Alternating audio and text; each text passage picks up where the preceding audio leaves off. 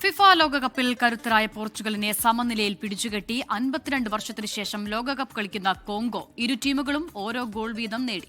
ആദ്യ പകുതിയിലായിരുന്നു 2 ഗോളുകൾ. റാങ്കിങ്ങിലും പേരുകേട്ട താരങ്ങളിലുമല്ല കാര്യം.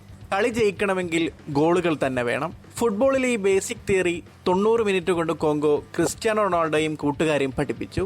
52 വർഷത്തെ ഇടവേളയ്ക്ക് ശേഷം ലോകവേദിയിൽ പന്തു തട്ടാനെത്തിയ കോങ്കോ നേടിയത് വിജയത്തോളം പോന്ന സമനിലയും വിലയേറിയ ഒരു പോയിന്റും. തുടക്കം മുതൽ കണ്ടത് ആക്രമിച്ച് കളിക്കുന്ന പോർച്ചുഗലിനെ. അതിന്റെ ഫലം 6-ാം മിനിറ്റിൽ തന്നെ കിട്ടി. ഇടതുവിങ്ങിൽ നിന്ന് പെഡ്രോ നെറ്റോ നൽകിയ ക്രോസ് ഉഗ്രനൊരു ഹെഡറിലൂടെ യാവോ നെവസ് കോങ്കോ വലയിലെത്തിച്ചു. ഗോൾ വീണതോടെ കോങ്കോ പ്രതിരോധം കടുപ്പിച്ചു. മധ്യഭാഗത്തെ മേധാവിത്വം ഗോളിലേക്ക് എത്തിക്കാൻ പോർച്ചുഗലിനായില്ല. ആദ്യ പകുതിയുടെ ഇഞ്ചുറി ടൈമിൽ കോങ്കോ കാത്തിരുന്ന നിമിഷം. കോർണറിൽ നിന്ന് ലഭിച്ച പന്ത് പോർച്ചുഗൽ താരങ്ങൾക്കിടയിലൂടെ ഉയർന്നു ചാടിയ യോനെവിസ ഗോളി ഡിയേഗോ കോസ്റ്റയും കീഴടക്കി വലയിലാക്കി. ലോകകപ്പ് ചരിത്രത്തിലെ കോങ്കോയുടെ ആദ്യ ഗോൾ.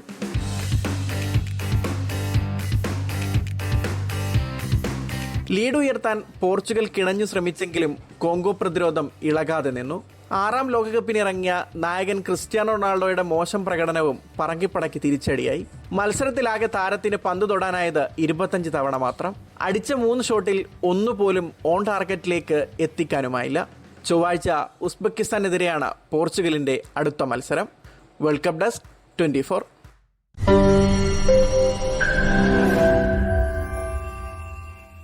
ലോകത്തെവിടെയായാലും ഏത് സമയത്തും 24 വാർത്തകളും ഓഗ്മെന്റഡ് റിയാലിറ്റി പാക്കേജുകളും എക്സ്പ്ലെയിനറുകളും വിശദമായി കാണാൻ ഞങ്ങളുടെ യൂട്യൂബ് ചാനൽ നിങ്ങൾക്ക് സബ്സ്ക്രൈബ് ചെയ്യാം.